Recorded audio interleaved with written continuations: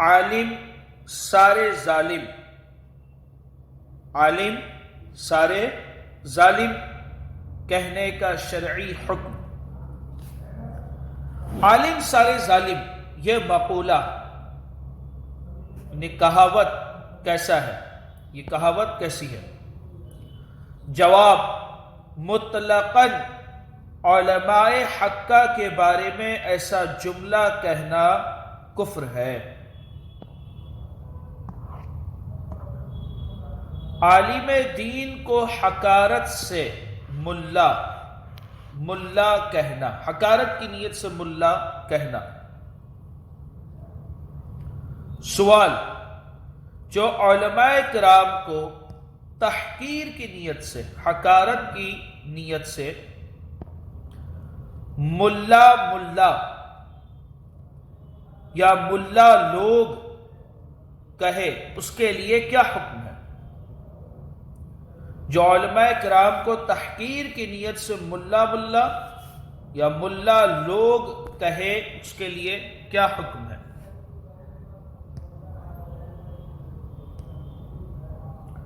جواب، بسبب علم دین علماء کرام کی تحقیر کی نیت سے کہا تو کلمہ کفر ہے۔ چنانچہ ملا علی قاری علیہ رحمت اللہ الباری فرماتے ہیں، جس نے توہین کی نیت سے عالم کو ویلم، توہین کی نیت سے عالم کو ویلم یا علوی یا علیوی کہا، اس نے کفر کیا، اس نے کفر کیا۔ توہین کی نیت سے اگر کہہ رہا ہے تو ایسا شخص کافر ہے۔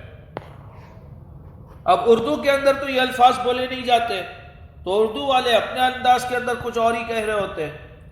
اردو خواہ ویلن یا علیوی نہیں بولتے، البتہ بعض اوقات بے باکوں کی زبانوں سے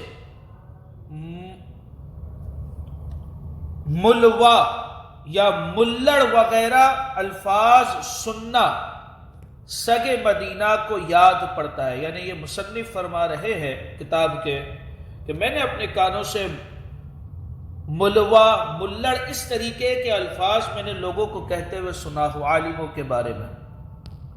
بہرحال عالم دین کی بسبب علم دین توہین کرنا یا علوی صاحبان یا سادات کرام کی شرافت حسب نسب کے سبب، چونکہ وہ سید ہے اس لیے ان کی توہین کرنا، بسبب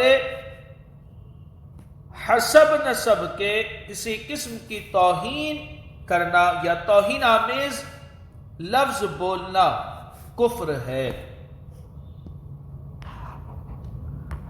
مولوی بنو گے تو بھوکے مرو گے، یہ عام بول چال میں آپ کو یہ جملہ سننے میں ملے گا۔ مولوی بنو گے تو بھوکے مرو گے کہنا۔ سوال، دنیاوی تعلیم حاصل کرو گے تو عیش کرو گے، دنیاوی تعلیم حاصل کرو گے تو عیش کرو گے، علم دین سیکھ کر مولوی بنو گے تو بھوکے مرو گے، علم دین سیکھ کر مولوی بنو گے تو بھوکے مرو گے، یہ کہنا کیسا؟ جواب، اس جملے میں علم دین کی توہین کا پہلو نمایاں ہے، واضح ہے، اس لیے یہ جملہ کفریہ ہے، کفریہ جملہ ہے یہ۔ قائل پر یعنی کہنے والے پر توبہ، تجدید ایمان لازم ہے، اور اگر علم اور علماء کی توہین ہی مقصود تھی تو قطعی کفر ہے۔ اور قطعی کفر کا کیا حکم ہے؟ یعنی کہنے والا قائل، کہنے والا کافر اور مرتد ہو گیا اور اس کا نکاح بھی ٹوٹا اور پچھلے نیک اعمال بھی ضائع ہوئے۔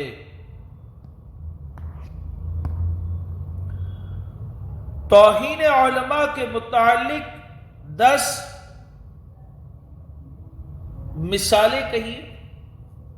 نمبر 1، جتنے مولوی ہیں سب بدمعاش ہے، کہنا کفر ہے، جبکہ سبب علم دین علماء کرام کی تحقیر کی نیت سے کہا ہو۔ نمبر 2، یہ کہنا عالم لوگوں نے دیس خراب کر دیا، کلمہ کفر ہے۔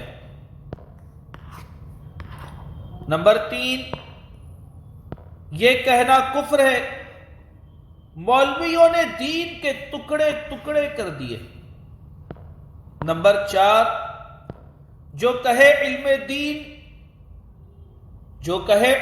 دین کو کیا کروں گا،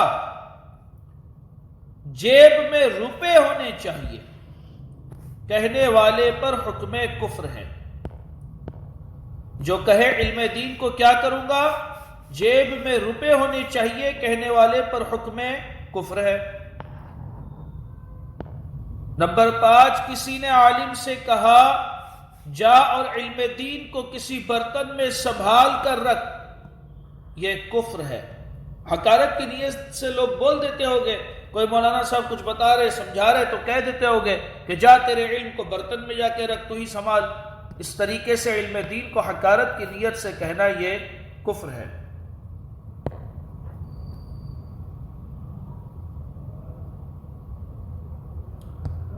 نمبر 6، اس کے تعلق سے ہم نے سوال بھی پہلے پڑھ چکے ہیں۔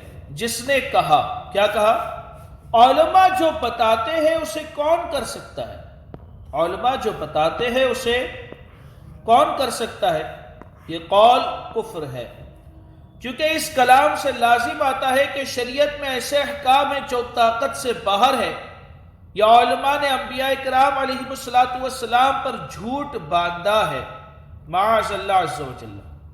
کلام پاک میں آیت ہے، لا یکلف اللہ نفسا الا وسعها۔ شریعت کے جو احکام ہیں وہ احکام ایسے ہیں کہ ہر کوئی اس پر عمل کر سکتا ہے۔ جو یہ کہے کہ شریعت کے احکام ایسے ہیں کہ اس پر کوئی عمل نہیں کر سکتا، قرآن میں ایسے احکام بیان ہوئے ہیں کہ اس پر کوئی عمل نہیں کر سکتا، بہت مشکل ہے اس پر، مطلب ایسے احکام ڈال دیے گئے ہیں، ایسے احکام بیان ہوئے کہ اس پر عمل ہم سے ہو، مطلب ہم نہیں کر سکتے، تو اس طریقے سے کہنا یہ کفر ہے، کیونکہ کلام پاک میں وہی احکام ہے جس کو ہم کر سکتے ہیں، وہی چیز کا ہمیں حکم دیا گیا ہے جو ہم کر سکتے ہیں۔ تو جس نے کہا علماء جو بتاتے ہیں اسے کون کر سکتا ہے، یہ قول کفر ہے، کیونکہ اس کلام سے لازم آتا ہے کہ شریعت میں ایسے احکام ہیں جو طاقت سے باہر ہے۔ تو چونکہ ایسی بات، مطلب اس سے یہ بات سمجھ میں آتی ہے، اس لیے یہ قول کفر ہے۔ اب باقی کی مثالیں انشاءاللہ کل پڑھیں گے۔ وآخر دعوانا الحمدللہ رب العالمین۔